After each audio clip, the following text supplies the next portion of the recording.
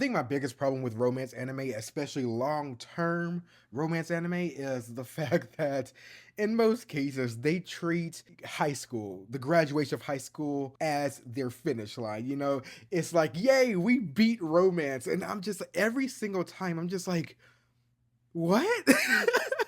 Like, I think romance in high school is just training wheels. And it's so weird that a lot of long term series don't treat it as that. And that's one thing that I'm hoping and praying that Fragrant Flower does explore beyond just the norm. Because a lot of times when people are watching and reading these series, they are growing up with the characters. That's why I love long term anime and manga so much. But to treat high school as the height of a relationship is just so hollow to me. And I never understood why they stop it there. There's so much more that you can explore just because self discovery does not start in high school. I'm sorry. Like, you might believe or think you know what you want to do with your life, but the moment that you're outside of those high school hallways and you actually have to figure out how you're going to maneuver your life, that's when a true relationship is going to be put to the test. Whether it's time for you to find a job, whether it's time for you to find what college you're going to go to, whether it's time for you to understand and come to terms with you're changing as a person, you have different tastes, you have different goals and aspirations.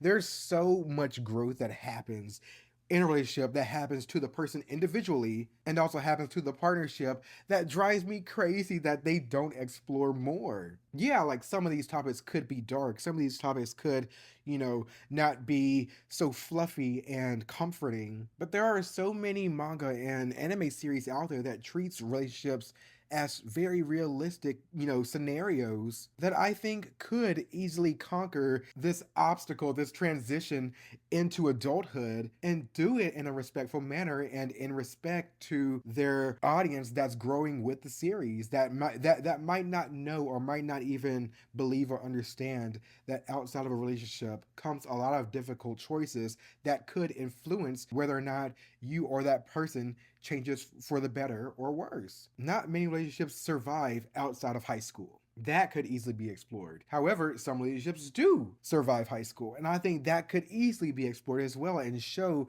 how those relationships can flourish, how those people manage to put in the time and effort to actually make sure that they last for the long run and did actually make the relationship work and maybe even reach marriage and reach parenthood and all the beautiful things that actually happens when you truly come to know someone and see their evolution instead of treating like high school as the pinnacle of relationships.